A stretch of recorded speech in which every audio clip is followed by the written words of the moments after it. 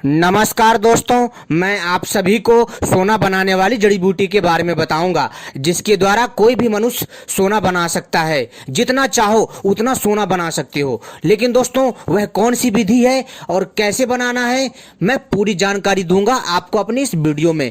तो वीडियो को पूरा अंत तक देखिएगा, तभी आपके समझ में आएगा। क्योंकि दोस्तों, मैं आपको अपनी इस वीडियो में बताने जा रहा हूं कि कैसे आप पारे धातु को सोना बना सकते हो, कैसे आप जड़ी बूटी के द्वारा सोना बना सकते हो। इस वीडियो को पूरा अंत तक देखिएगा, तभी आपके समझ में आएगा दोस्तों। नहीं तो आप अभी वीडियो को छोड़ करके जा सकते हैं। तो दोस्तों चलिए मैं आपको बताता हूं। लेकिन दोस्तों, इससे पहले अगर आपने हमारे चैनल को सब्सक्राइब नहीं किया है तो चैनल को सब्सक्राइब कर लीजिए और घंटी दबा लीजिए। साथ ही साथ वीडियो को लाइक करना ना भूलिएगा, क्योंकि दोस्तों हम अपने चैनल के माध्यम से इसी तरह की रहस्यमय जानकारियां लेकर के आते रहते हैं। तो प्लीज वीडियो लाइक करें, चैनल को सब्सक्राइब करें और घंटी जरूर दबाएं, क्योंकि हम अपने चैनल के माध्यम से इसी तरह की रहस्यमय जानकारियां लाते रहते हैं। जैसे तांत्रिक जड़ी बूटियां, आयुर्वेदिक जड़ी बूटियां, तांत्रिक साधनाएं एवं तांत्रिक से जुड़ी हैरत अंगेज रहस्यमय जानकारियां कई प्रकार की लाते रहते हैं। तो दोस्तों चलिए हम आपको बताते हैं कि आप किस प्रकार से सोना बना सकते हैं। पूरा बताऊंगा और विधान पूर्वक बताऊंगा। वीडियो थोड़ी लंबी हो जाएगी, तो आप सभी से अनुरोध है पूरा अंत तक देखिएगा, तभी आपको पता चलेगा कि भारतवर्ष में कैसी कैसी चमत्कारी दिव्य जड़ी बूटियां हैं जिनके बल पर प्राचीन काल में सोना बनाया जाता था। पूरी और सही से विस्तार पूर्वक जानकारी दूंगा दोस्तों। तो प्लीज इस वीडियो को पूरा अंत तक देखिएगा और जो भी आपके सवाल हो आप हमसे कमेंट करके पूछ सकते हैं। साथ ही साथ आप जो भी बोलोगे, यानी कि हम आपके पसंद की भी वीडियो बनाएंगे जो आप टॉपिक हमें बताओगे। तो दोस्तों चलिए हम आपको बताते हैं कि सोना कैसे बना सकते हैं जड़ी बूटियों के द्वारा, और जितना चाहो उतना बना सकते हो दोस्तों।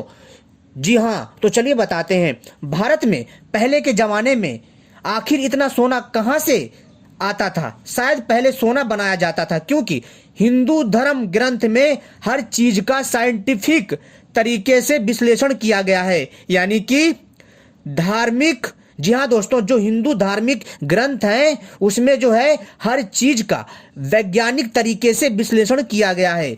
भारत में कई ऐसे किले हैं जहां आज भी लाखों टन सोना दबा हुआ है, और अगर किसी को प्राप्त हो जाए तो दोस्तों वह व्यक्ति माला माल बन सकता है। जैसे राजस्थान का शाहबाद का किला, यहां पर अरबों खरबों का सोना दबा पड़ा है। हरियाणा की बावड़ी, मध्य प्रदेश के पन्ना का किला, बिहार का सोन गुफा और अजमेर का किला। साथ ही साथ दोस्तों, सोने के निर्माण के लिए तेलिया कंद जड़ी बूटी का बहुत बड़ा योगदान है। लेकिन दोस्तों, जो मैं आपको यह जानकारी दे रहा हूं प्राचीन ग्रंथ के अनुसार दे रहा हूं, इस चीज का ध्यान रखें, क्योंकि प्राचीन काल में सोना बनाने वाली तांत्रिक और दिव्य चमत्कारी आयुर्वेदिक औषधियां थीं। तेलियाकंद एक चमत्कारी जड़ी बूटी है। तेलियाकंद एक चमत्कारी पौधा है जिसका सबसे पहला गुण परिपक्वता की स्थिति में जहरीले से जहरीले सांप के काटे हुए इंसान का जीवन बचा सकता है। यानी कि दोस्तों, जो तेलियाकंद नामक चमत्कारी जड़ी बूटी होती है जिसके द्वारा सोना बनाया जाता है दोस्तों, इसके द्वारा दोस्तों जहरीले से जहरीले सांप से काटे हुए मनुष्य का जीवन बचाया जा सकता है।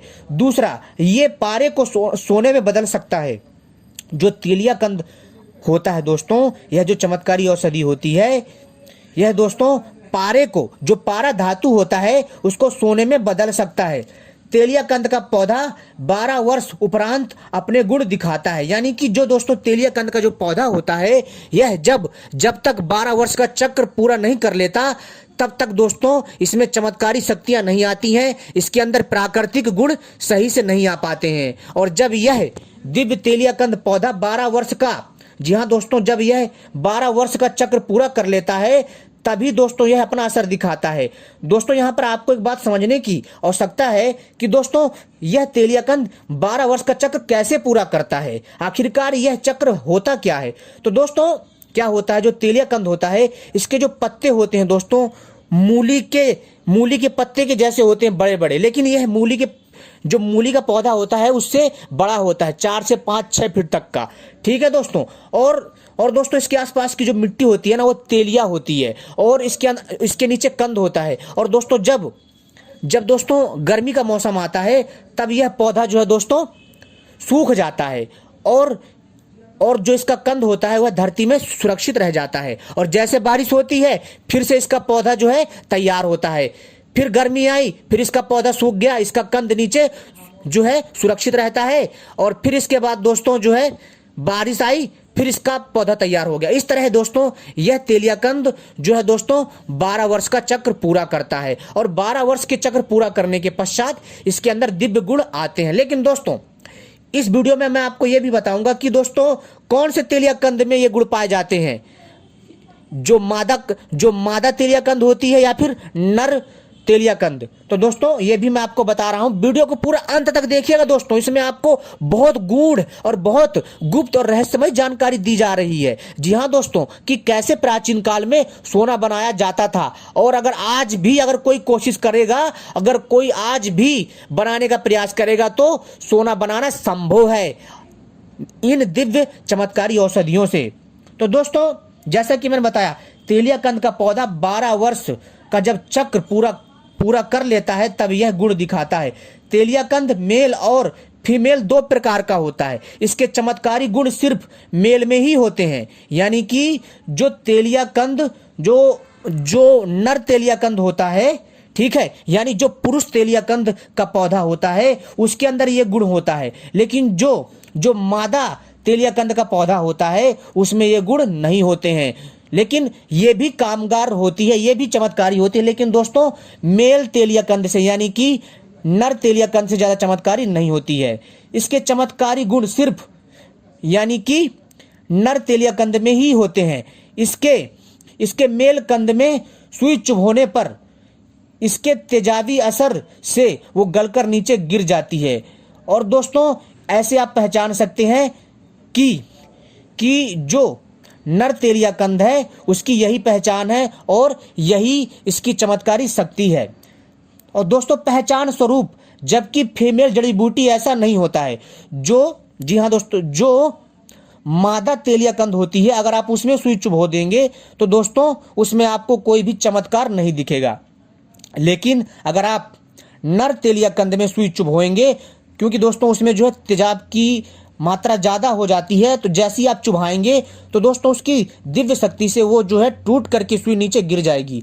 इसका कंद सलजम जैसा होता है, जैसा सलजम होता है ना दोस्तों, जैसा होता है, जैसा रंग और आकृति लिए होता है, तथा पौधा सर्पगंधा से मिलता जुलता है। दोस्तों आप सर्पगंधा का पौधा और मूली का पौधा आसानी से यूट्यूब पर या इंटरनेट पर भी देख सकते हैं। ठीक है, जो तेलिया कंद का जो पौधा होता है सर्पगंधा से मिलता जुलता होता है और उसकी पत्तियां भी इसके जैसी मिलती जुलती हैं। इसका पौधा वर्षा ऋतु में फूटता है, यानी कि बरसात के मौसम में तेलिया कंद का पौधा फूटता है और वर्षा ऋतु खत्म होने के बाद यानी बरसात खत्म होने के बाद यह पौधा दोबारा से खत्म हो जाता है, जबकि इसका कंद जमीन में यानी धरती में सुरक्षित रह जाता है। इस तरह से लगातार हर मौसम में ऐसा ही यह चक्र पूरा करता है और ऐसा ही होता है और ऐसा 12 वर्षों में लगातार होने के बाद इसमें चमत्कारी गुण आते हैं।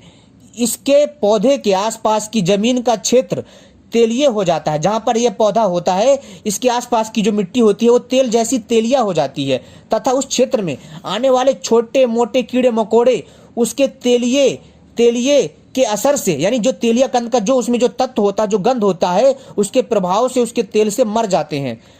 हम लोगों ने पारस पत्थर के बारे में तो सुना ही होगा। पारस पत्थर पारे का ठोस रूप होता है। जी हाँ दोस्तों, जो कि बहुत अद्भुत होता है और जी हाँ दोस्तों, प्रकृति में गंधक के साथ मिलकर उच्च दाब और उच्च ताप की परिस्थितियों में बनता है। उसी उच्च दाब और उच्च ताप की परिस्थितियों में तेलिया कंद पारे को ठोस रूप में बदलने में सहायक होता है। पारा शिवजी का रूप और गंधक माता पार्वती का रूप होता है। ठीक है दोस्तों, इस चीज का ध्यान रखें। दोस्तों मैं एक बार दोबारा से बता देता हूं, हम लोगों ने पारस पत्थर के बारे में तो सुना ही होगा।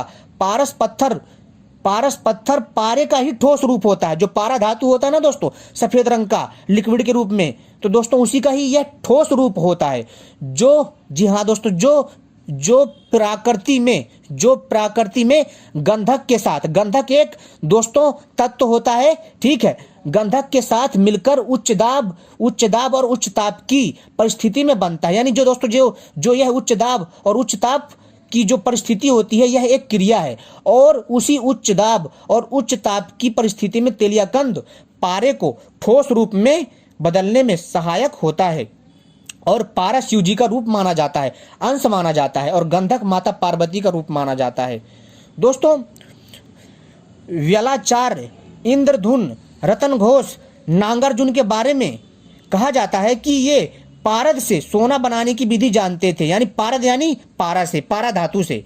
दोस्तों ये हमारे जो है बहुत बड़े रसायन शास्त्री थे। जी हाँ दोस्तों, जिसको अंग्रेजी में केमिस्ट्री बोलते हैं, ठीक है, यानी कि दोस्तों रसायन शास्त्र के और जड़ी बूटियों के ज्ञाता थे ये लोग। इन लोगों ने, इन महर्षियों ने, इन महापुरुषों ने जड़ी बूटियों के द्वारा कई प्रकार की दिव्य रसायन बनाए, कई प्रकार की चमत्कारी जड़ी बूटियों के द्वारा मनुष्यों को ये जिंदा कर देते थे। और अगर मनुष्यों को, अगर उनका शरीर बड़ा करना हो, या फिर मनुष्यों को बलवान बनाना हो, या फिर गंभीर रोगों से छुटकारा दिलाना हो, ये दोस्तों सभी प्रकार के जादुई दिव्य जड़ी बूटियों के बारे में जानकारी रखते थे। जैसे जो हमारे व्यालचार्य ऋषि थे, और इंद्रदुम्न थे, रतन घोष जी थे, नागार्जुन जी भी थे। ये दोस्तों सारे के सारे बहुत बड़े जो है रसायन शास्त्र और जड़ी बूटियों के वैज्ञानिक थे।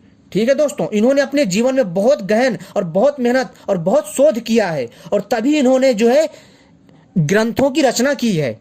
ठीक है दोस्तों नागार्जुन द्वारा लिखित बहुत ही चर्चित ग्रंथ रस रत्नाकर, जिसका नाम है, एक जगह पर रोचक वर्णन है जो कि मैं आपको बता रहा हूं। यानी कि एक जगह पर जो है इसके सोना बनाने के बारे में विस्तार पूर्वक जानकारी दी है, जिसको मैं आपके साथ आज साझा करने वाला हूं। इसलिए दोस्तों आपसे कह रहा हूं, वीडियो पूरा अंत तक देखिएगा दोस्तों, आपको वो बातें पता चलेंगी जो कि आज तक यूट्यूब पर किसी ने सही से जानकारी नहीं दी होगी। इसलिए दोस्तों जब भी मैं जानकारी कोई देता हूं तो पूरी और सही से, विधि विधान से सटीक जानकारी देता हूं, जो हमारे प्राचीन ग्रंथ होते हैं उसके हिसाब से, ना कि अपने हिसाब से, जिसमें शालिवाहन और वट यक्षिणी के बीच हुए संवाद से पता चलता है।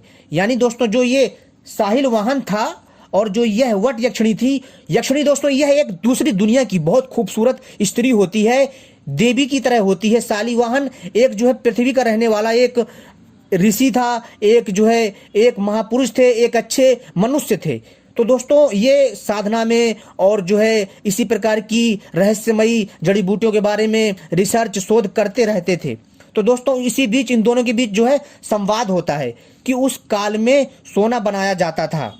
ठीक है दोस्तों, इससे ये पता चलता है। संवाद इस प्रकार का था, यानी कि जो इन दोनों के बीच जो बात हुई थी वो इस प्रकार है कि शालिवाहन यक्षिणी से कहता है, हे देवी, मैंने ये स्वर्ण और रत्न तुझ पर निछावर किए, अब मुझे आदेश दो। शालिवाहन की बात सुनकर यक्षिणी कहती है, मैं तुझसे प्रसन्न हूं, मैं तुझे वो विधियां बताऊंगी जिनको मांडव्य ने सिद्ध किया है। यानी मांडव ऋषि थे, ठीक है, उन्होंने सिद्ध किया था और उन्होंने यक्षिणी को बताया था और यक्षिणी ने इनको बताया। ठीक है, किया, मैं तुम्हें ऐसे ऐसे योग बताऊंगी जिनसे सिद्ध किए हुए पारे से तांबा और शीशे जैसे धातुओं को सोने में बनाया जा सकता है, यानी सोने में बदला जा सकता है।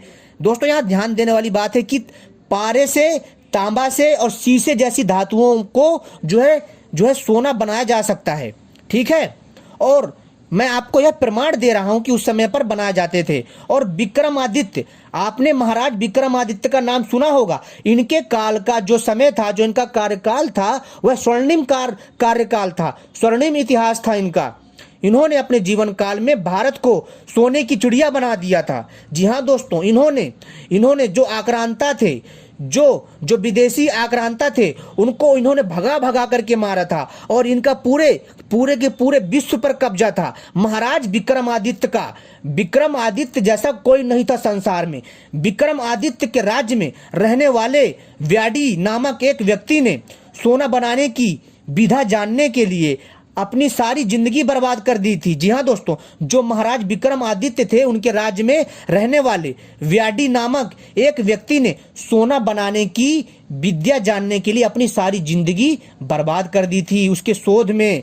देखा दोस्तों, इसलिए जो हमारे ऋषि मुनियों ने, जो हमारे महापुरुषों ने, हमारे विद्वानों ने, हमारे रसायन शास्त्रों ने जो मेहनत की है, तो दोस्तों हमें उसको समझना चाहिए। हमें जो विदेशी लोग हैं उनकी नकल नहीं करनी चाहिए, क्योंकि दोस्तों वो लोग हमारे संस्कृत के ग्रंथों को, जो हमारे संस्कृत के जो ग्रंथ हैं उनको जो पढ़ करके वो अंग्रेजी में बदल करके, अंग्रेजी में ट्रांसलेशन करके वो लोग जो है हमारे ज्ञान को अपने हिसाब से ढाल करके वो नई नई चीज़ों का, चाहे तकनीक हो, चाहे फिर दोस्तों वो जो फिर चाहे सोना बनाने की विद्या हो या फिर कोई और कला हो, वो लोग जो है हमारी विद्या को अपनी भाषा में बदल करके अपना नाम दे करके जो है अपना बताते हैं, जो कि हमारा होता है। लेकिन हम लोग जो है आज भी जो हमारे जो कई ऐसे ग्रंथ हैं जिन पर शोध होना जरूरी है, जिन पर हमारे ऋषि मुनियों ने अपनी जिंदगी खपा दी और उन्होंने इस चीज को साबित किया। उन्होंने सोना भी बनाकर दिखाया लोगों को, और इतना सोना बनाते थे कि आज के टाइम पर कोई बना ही नहीं सकता।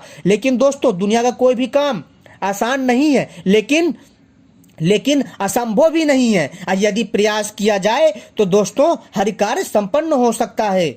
लेकिन दोस्तों ये दुर्भाग्य है हमारे देश का कि हमारे जो कुछ लोग हैं, जो हमारे कुछ वैज्ञानिक हैं, वो लोग जो है हमारे जो संस्कृत के जो ग्रंथ हैं, जो धार्मिक हमारे हिंदुओं के ग्रंथ हैं, उन पर जो है शोध सही से नहीं करते हैं, जो कि रसायन शास्त्र के लिए बहुत ही अच्छा है। चाहे वह तांत्रिक बूटियां हो या फिर आयुर्वेदिक बूटियां हो या फिर कोई दूसरी रहस्यमयी जानकारियां, उन सभी पर जो है अच्छे से विस्तार पूर्वक गहन अध्ययन होना चाहिए। लेकिन दोस्तों जैसा कि मैंने बोला आपसे कि विक्रमादित्य के राज्य में रहने वाले व्याडी नामक एक ऋषि ने जो है दोस्तों अपनी जिंदगी को बर्बाद कर दिया था। जो है किसके लिए दोस्तों?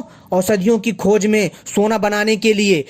और उन्होंने दोस्तों यह सिद्ध करके भी दिखाया, ठीक है। और ऐसा ही एक किस्सा तारबीज और हेमबीज का भी है। कहा जाता है कि ये वो पदार्थ हैं जिनसे कीमियागर लोग सामान्य पदार्थों से चांदी और सोने का निर्माण कर लिया करते थे। इस विद्या को हेमवती विद्या के नाम से भी जाना जाता है। वर्तमान युग में कहा जाता है कि पंजाब के, जी हाँ दोस्तों, पंजाब के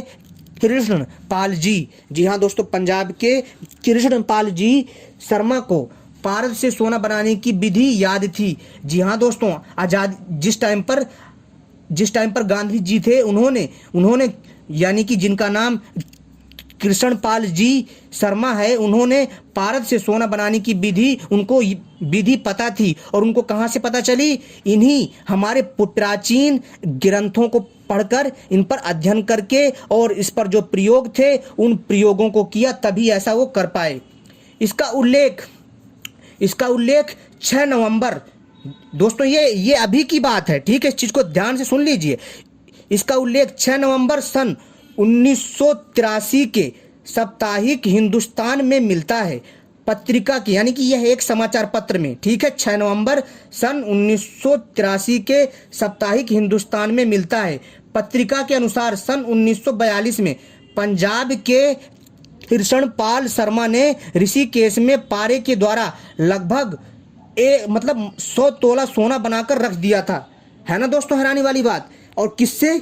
उन्होंने दोस्तों धार्मिक जो हिंदू धर्म के जो ग्रंथ हैं, जिनमें तांत्रिक दिव्य चमत्कारी औषधियों के बारे में, आयुर्वेदिक औषधियों के बारे में जो लिखा है, उन्होंने दोस्तों उसको पढ़ा, अध्ययन किया, शोध किया, और जो उसमें प्रयोग था उन्होंने इस प्रयोग को जो है किया कब? जिस टाइम पर हमारा देश गुलाम था। और उन्होंने दोस्तों ऋषिकेश में पारे के द्वारा लगभग 100 तोला सोना बनाकर रख दिया था। इन्होंने थोड़ा सा बनाया था, यानी 100 तोला, और ये चाहते तो जाने कितना सोना बना सकते थे। कहते हैं कि उस समय पर वहां पर महात्मा गांधी, सुन लीजिए दोस्तों, यहाँ पर महात्मा गांधी जी का नाम आ गया। कहते हैं कि उस समय वहां पर महात्मा गांधी, उनके सचिव महादेव भाई देसाई और युगल किशोर बिड़ला आदि उपस्थित थे। इस घटना का वर्णन बिड़ला मंदिर में लगे शिलालेख से भी मिलता है। यानी कि दोस्तों जो करोल बाग में, जी हाँ दोस्तों, जो करोल बाग में जो बिरला मंदिर है ना, जहां राम मनोहर लोहिया हॉस्पिटल है करोल बाग के पास दोस्तों, वहां पर जो है दोस्तों, वहां पर जो है जो बिरला मंदिर है, आज भी वहां पर बिरला मंदिर के शिलालेख में लिखा हुआ है। ठीक है दोस्तों, पुरातन काल में रसायनज्ञ पारद या पारे से सोना बनाने की विधि जानते थे। राक्षस दैत्य दानवों के गुरु भृगु ऋषि, जिन्हें शुक्राचार्य के नाम से भी संबोधित किया जाता है, उन्होंने ऋग्वेदीय उपनिषद श्री सूक्त के माध्यम से सोना बनाने का तरीका बताया है। श्री सूक्त के मंत्र व प्रयोग बहुत गुप्त व सांकेतिक भाषा में बताया गया है और संपूर्ण श्री सूक्त में 16 मंत्र हैं। यानी कि दोस्तों जो ये मंत्र हैं, इन्हीं मंत्रों में ही, इसके मंत्रों के अर्थ में ही मतलब सोना बनाने का पूरा विधान है, पूरी विधि विधान है। भारत के नागार्जुन, गोरक्षनाथ आदि ने इन मंत्रों की रासायनिक दृष्टि से सोना बनाने की कई विचित्र विधियां कई स्थानों और कई ग्रंथों में बताई गई है। अर्थात श्री सूक्त के पहले 3 मंत्रों में सोना बनाने की विधि, रासायनिक व्याख्या और उनका गुप्त भावार्थ। श्री सूक्त का पहला मंत्र, दोस्तों ध्यान सुनिए दोस्तों, इस मंत्र में सोना बनाने का पूर्ण विधान है। मैं मंत्र बोलता हूं, ओम हिरण्य वर्णा हरिणी सुवर्ण स्त्रजाम चंद्राम हिरण्या मणियम लक्ष्मी जात वेदो मवा। यानी कि दोस्तों अब मैं इसको हिंदी में बताता हूं। हिरण्या वर्णा यानी कूटज, हरिणी, मजीठ, स्त्राजाम, सत्यानाशी के बीज, चंद्रा, नीला थोथा, हिरण्यामणि, गंधक, जात वेदो, पराम, अवाहम, ताम्रपत्र। यानी दोस्तों ये सारे के सारे वस्तु हैं, ये सामग्री हैं जिनका प्रयोग करके सोना बनाते थे। अब दोस्तों विधि बताता हूं। सोना बनाने के लिए एक बड़ा ताम्रपात्र लें। अब दोस्तों इसका सही से विधान है, मैंने आपको इसका शब्द अर्थ बताया, अब इसका विधि बताता हूं। इस मंत्र का जो पूरा विधि, जो इसका अर्थ है, सोना बनाने के लिए एक बड़ा ताम्रपात्र लें। लेकिन दोस्तों ध्यान रखिए, अगर आप सोना बनाने का प्रयास करते हैं, इससे जहरीली गैसें निकलती हैं, तो बड़े सावधानी से बनाएं। दोस्तों जो मैं यह जानकारी दे रहा हूं वह दोस्तों मैं आपको प्राचीन ज्ञान के हिसाब से दे रहा हूं, आपकी जानकारी के लिए दे रहा हूं, ताकि इन चीज़ों पर हमारे वैज्ञानिक, हमारे जो महापंडित हैं, जो हमारे महाज्ञानी लोग हैं, वो लोग जो है किसी की देख रेख में, किसी विद्वान की देख रेख में ही सोना बनाएं, ऐसे ना बनाएं। क्योंकि दोस्तों इससे दोस्तों यदि आपको कोई हानि होती है, इसके जिम्मेदार हम नहीं होंगे। इस चीज़ का विशेष ध्यान रखें दोस्तों, ठीक है। और दोस्तों सोना बनाने के लिए एक बड़ा ताम्र पात्र लें जिसमें लगभग 30 किलो पानी आ सके। सर्वप्रथम उस पात्र में पारा रखें और उसके उपरांत पारे के ऊपर बारीक पिसा हुआ गंधक इतना डालें कि वह पारा पूर्ण रूप में ढक जाए। उसके बाद बारीक पिसा हुआ नीला थोथा पारे और गंधक के ऊपर धीरे धीरे डाल दें। उसके ऊपर कूटज और मजीठ बराबर मात्रा में बारीक करके पारे, गंधक और नीले थोथे के ऊपर धीरे धीरे डाल दें। ये सारी चीज़ें आपको पंसारी की दुकान में मिल जाएंगी, ठीक है। और इन सब वस्तुओं के ऊपर 200 ग्राम सत्यानाशी के बीज डाल दें। यह सोना बनाने का पहला चरण है, ठीक है दोस्तों। और सत्यानाशी औषधियाँ हैं, इसमें कुछ सामग्री हैं जो कि आपको जो है किसी भी पंसारी की दुकान में मिल जाएंगी, आयुर्वेदिक की दवाई दुकान में मिल जाएंगी, जो आयुर्वेदिक जो दुकानें होती हैं, और कुछ आपको जंगलों में औषधियाँ मिल जाएंगी, ठीक है दोस्तों। श्री सूक्त का दूसरा मंत्र, इसका भी मैं आपको इसका भी अर्थ बता देता हूँ। ताम मवा वह जात वेदो लक्ष्मीम नप गामिनी यस्या हिरण्यम वेदयम गाम स्वम पुरुषानाहम। अर्थात दोस्तों इसका जो शब्दार्थ है, ताम उसमें पगामिनी अग्नि, गामस्वा जल, पुरुषवा नहा 20। अब दोस्तों हिंदी में सही से बताता हूँ पूरा। ऊपर बताए गए तांबे के पात्र में पारा, गंधक यानी गंधक, सत्यानाशी के बीज आदि एकत्र करने के उपरांत उस ताम्र पत्र में अत्यंत सावधानी पूर्वक जल इस तरह भरें कि जिन वस्तुओं की ढेरी पहले बनी हुई है वह तनिक भी न हिले, और उसके तदुपरांत उस पात्र के नीचे आग जला दें। उस पात्र के पानी हर 1 घंटे के बाद 100 ग्राम के लगभग पिसा हुआ कूटज पानी के ऊपर डालते रहना चाहिए। यह विधि 3 घंटे तक लगातार चलती रहनी चाहिए, ठीक है दोस्तों। अब बताते हैं आपको तीसरा मंत्र। पहले ध्यान से सुन लीजिए, फिर मैं आपको बताऊंगा पूरी जानकारी। ये सारे उपाय बता रहा हूं जो आपके काम आएंगे। अगर आप प्रयास करते हैं तो बना सकते हैं, लेकिन दोस्तों ध्यान रखें, इसको जो है किसी अच्छे विद्वान की देखरेख में ही करें, ठीक है।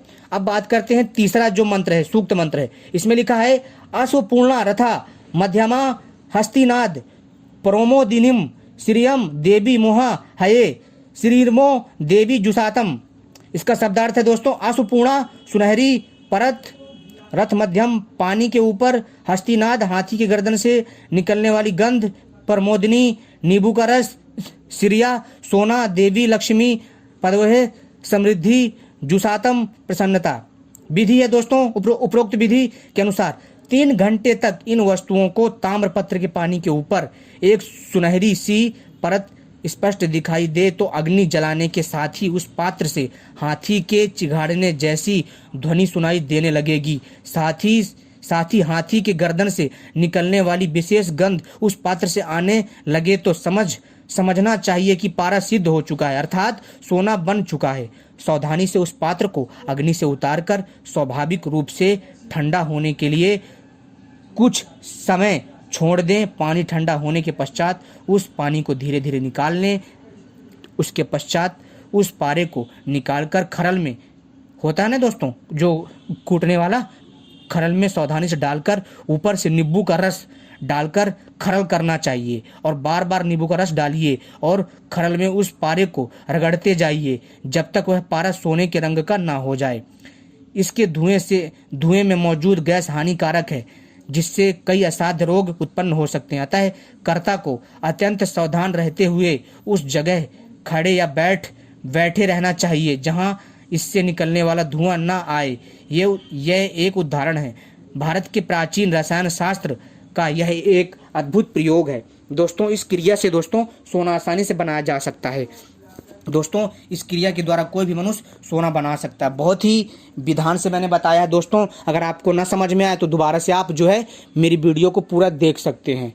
दोबारा से आप मेरी वीडियो को रोक करके सुन सकते हैं। दोस्तों यह जो जानकारी है दोस्तों मैंने आपको बड़े ही गहन अध्ययन के साथ बताई है और दोस्तों इस प्रयोग को बड़ी ही सावधानी से करें।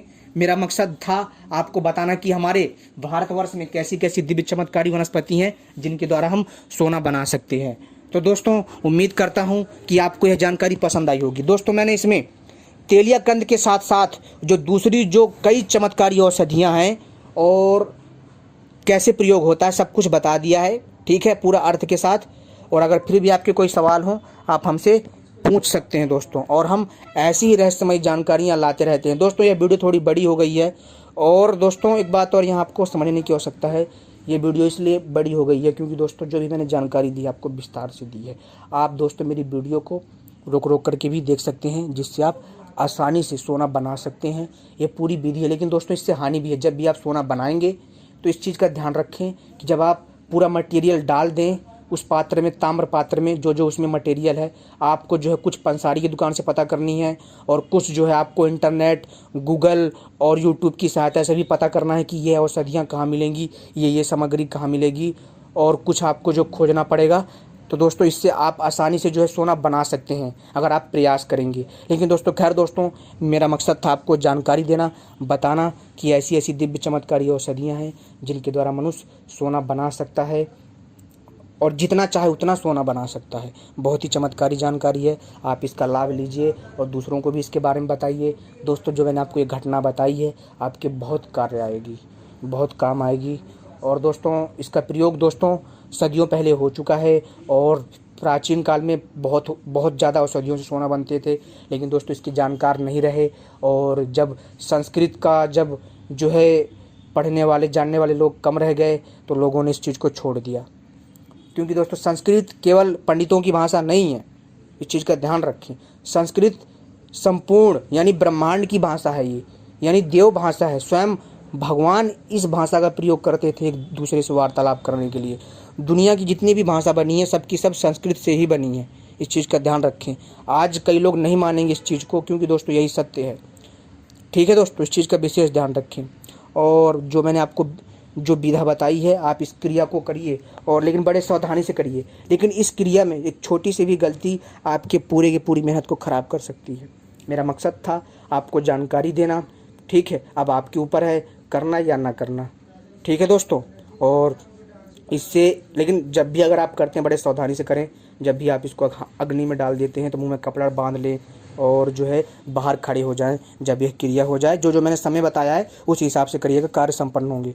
अगर फिर भी ना अगर कुछ समझ में आए तो आप हमसे कमेंट करके पूछ सकते हैं। दोस्तों वीडियो कुछ ज़्यादा लंबी हो गई, इसके लिए क्षमा चाहता हूँ। धन्यवाद। फिर भी कोई सवाल हो आप हमसे पूछ